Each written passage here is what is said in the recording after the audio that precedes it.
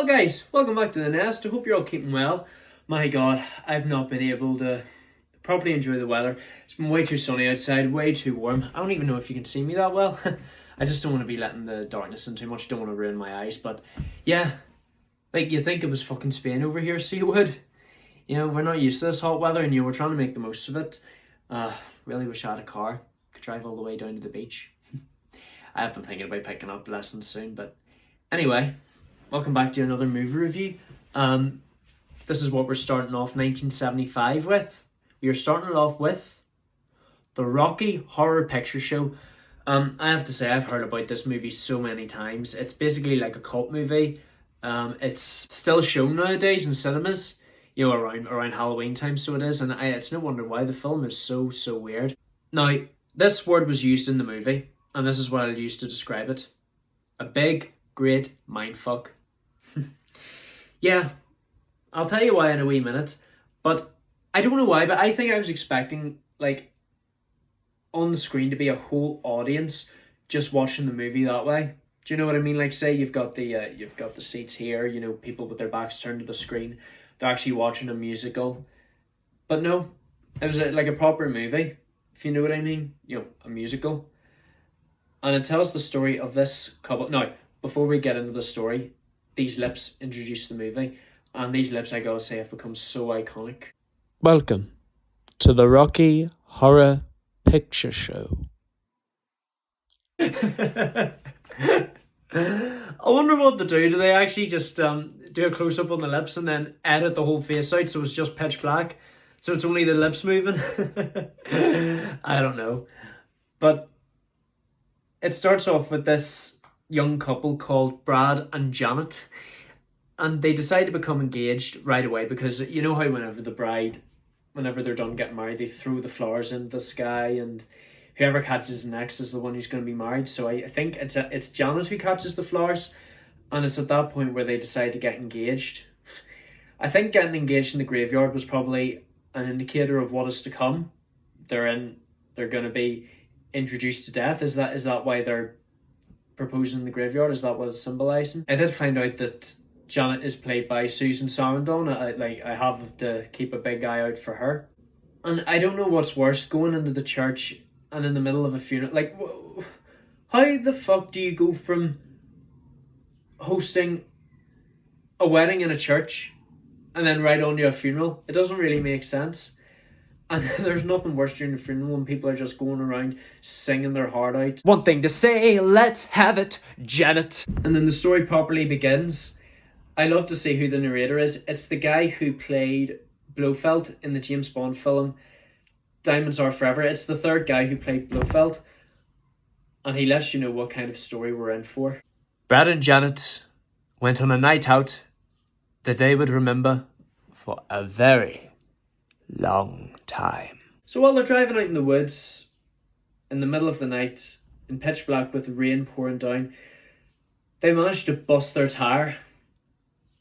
And then they see a nice gothic hotel to stay in for the night. Was it a hotel? Well, it's a hotel, but in the formation of a castle. Like I did say, this movie was so gothic. While they're entering the castle, they come across these motorcyclists. Wonder what kind of party they're having in there.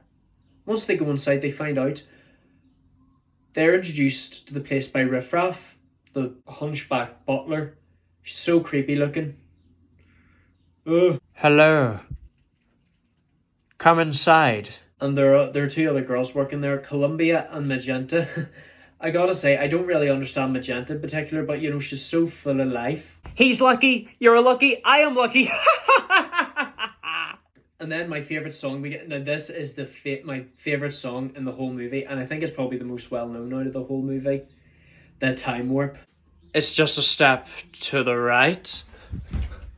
And then a step to the left.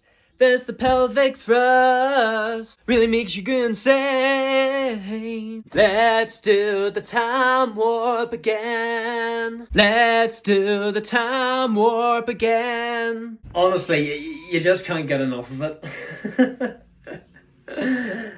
You know what? I actually do remember doing a variety show and doing the time warp. I just never knew that it was from the Rocky Horror Picture Show, but that's how I was introduced to it. But yeah, I just could not wait to see this movie. There's no fucking wonder why. The owner of the hotel is this guy named Frank-N-Furter.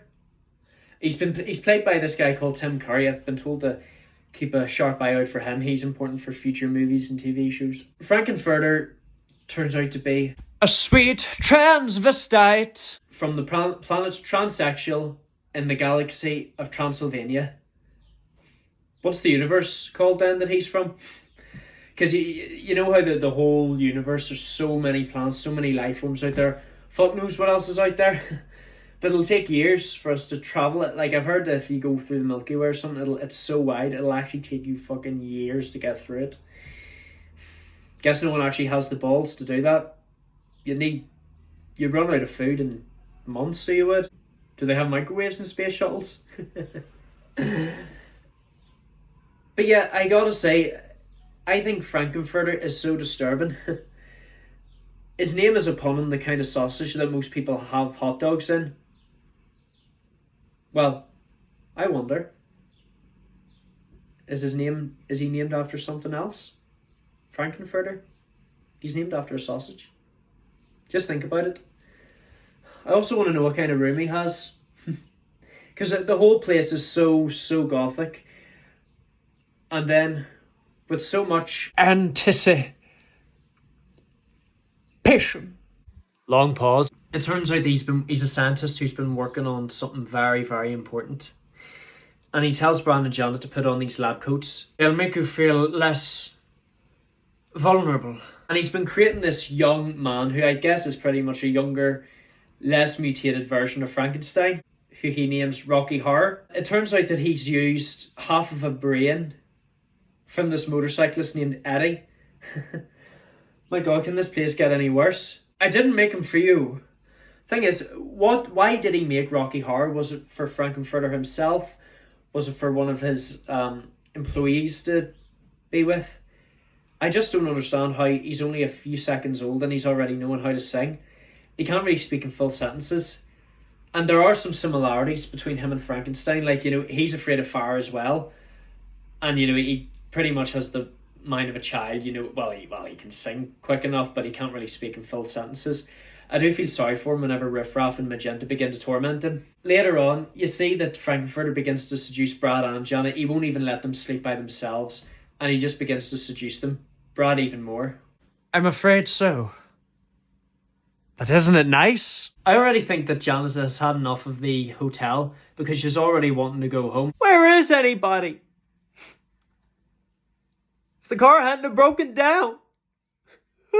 Shit happens, guys. What do you expect? It turns out that Brad and Janet were wanting to celebrate their engagement in not just Brad's, their old science teacher's home, who taught them in high school. And it turns out that he is in a wheelchair and he's just doing documentations on UFOs and everything. So I guess Frank-N-Furter would be a good subject for him. But it turns out he's also the uncle of Eddie, who was the motorcyclist who had half of his brain cut off for Rocky Horror. And I guess he finds out the bad news the hard way. They get fed remains of Eddie. So Frank is basically a cannibal and his whole hotel is full of them. What kind of people is he fucking raising? And he has a gun that turns him into Medusa by freezing everyone in his path. After it goes like, Rocky, Janet, Brad, Scott, Magenta, Riff Raff, enough! So the whole climax of the movie is basically setting like a whole performance. People dancing, swimming in pools. Unfortunately, these two aliens from the planet Transaxial where Frank lives, they're very, very unhappy by the way Frank lives. And they decide that they're going to have to kill him. I do think that he deserves it. He's mentally disturbed and he's perverted. But I guess all the villains need to get what they deserve. He tries to escape by climbing up a curtain, but he is highly unsuccessful. He gets shot by the ray gun. Everyone is broken out of their frozen state. And the aliens make an announcement. We are going to beam the whole building up to the planet of Transsexual. Luckily, a handful of them make it out alive, including Brad and Janet. But this ending really did confuse me. The narrator states, some insects the human race are left wandering the earth, lost in space and time, without meaning. Like I said, this whole movie was a big mindfuck. I did say I did really enjoy it. It was one of the movies I was looking forward to for 1975. It's a shame that there's only 3 movies and 1 TV show that I'm doing. When I say TV show, I'm only doing the first series. That's how it works. I'll go year by year. I can't just do the whole thing in one, so I can't in 1 year. Just need to do 1 series. But yeah, really enjoyed the Rocky Horror Picture Show. There's definitely more to come. I'm really looking forward to the rest of 1975. Don't forget, after this year, there's only 1 year to get through, and then we're on to the turning point of the channel. I've been looking online, guys. The cost of some of the stuff, if I get it off Amazon, it's going to be quite cheap. So it is. You know what I mean? The mouse, the capture card, the webcam. I'm actually gonna go get hard drives for both my laptop and my Xbox. Just so I have more storage, to record 1 hour footages, put them all in. Hopefully capture cards and webcams can pick up that amount of footage. If not, just let me know, guys. I do need a lot of help. This is something I've never done before. It's scary, but I'm getting really excited about it, guys. I think the most expensive thing I'm going to get for this channel is probably going to be the desk. I'm not too sure. I can probably get it cheap in IKEA or something.